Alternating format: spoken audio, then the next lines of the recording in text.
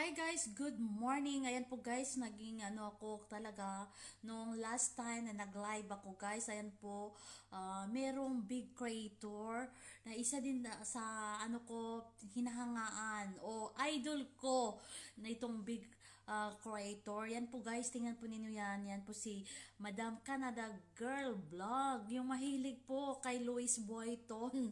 Yung gusto niya yung bag na Louis Vuitton at grabe talaga guys, pakibisita na lang po sa kanyang page, si Canada Girl Vlog. So ayan po, naging masaya talaga ako kasi ayun na nga, naging ko din, naging fans ko sa live. Pa talaga siya, gusto pa siyang umakyat o magkausap kami, kaso lang hindi na naging successful yung speaker namin, kaya yun lang, nagchat-chat na lang siya during my live. So thank you idol